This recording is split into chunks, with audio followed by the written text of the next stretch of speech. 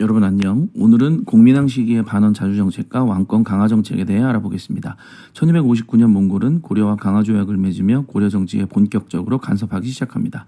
충선왕과 충무광의 개혁이 실패로 돌아가며 권문세족의 권력과 경제력이 더욱 강화되었고 고려의 개혁은 멀게만 보였습니다. 그러나 공민왕 즉위 후 국제정세가 급변합니다. 영원할 것 같던 원황실도 주원장이 건국한 명나라에 의해 몽골 고원으로 쫓겨가 북원시대가 열리게 됩니다. 이를 원명교책이라고 합니다.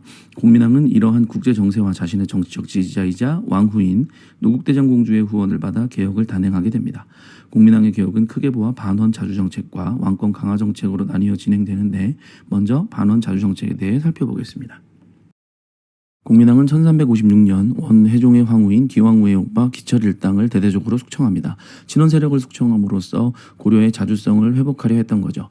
같은 해 공민왕은 충렬왕 때 외교적 노력으로 반환된 동령부, 탐라 총관부와는 별도로 여전히 존속하였던 쌍성 총관부를 공격하여 수복합니다. 이 지역은 훗날 명의 천령 위 설치가 통보된 지역으로 명과 고려의 새로운 갈등 지역으로 다시 등장할 겁니다. 한편 공민왕은 정동행 중서성, 즉 정동행성에 가장 영향력 있던 관청인 정동행성 이문소를 폐지시킵니다. 정동행성 이문소의 역할은 원래 고려와 몽골에 관련하는 범죄를 단속하는 일을 했습니다만 차츰 친원 세력의 이익을 위해 원나라에 부역하는 관청으로 변하게 된 관청입니다. 이문소를 폐지시키니 1+1처럼 도진무사, 유학제거사, 의학제거사, 권농사 같은 것들도 자연히 사라지게 됩니다. 계속해서 공민왕은 추락한 고려의 관제도 원상 회복시키고요. 또한 고려에 유행하였던 몽골풍도 금지시키며 고려의 정체성 회복을 위해 노력합니다.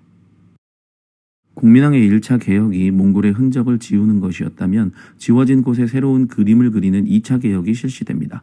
몽골에 의해 실추된 왕권을 강화하는 일이 바로 그것입니다. 먼저 공민왕은 정방을 폐지함으로써 왕의 고유 권한인 인사권을 회복하여 군주로서의 강화된 위상을 과시하였습니다. 하지만 개혁의 백미는 전민변정도감의 설치였습니다. 전민변정도감이란 토지와 백성이 변한 것을 정정하는 임시관청이란 뜻입니다.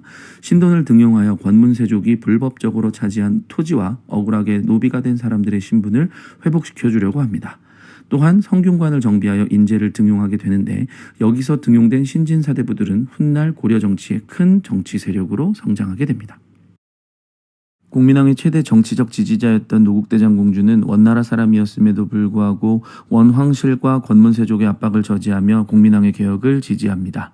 1352년 조이신의 난 때 공민왕이 목숨을 부지할 수 있었던 것은 노국대장공주가 공민왕을 지켰기 때문입니다.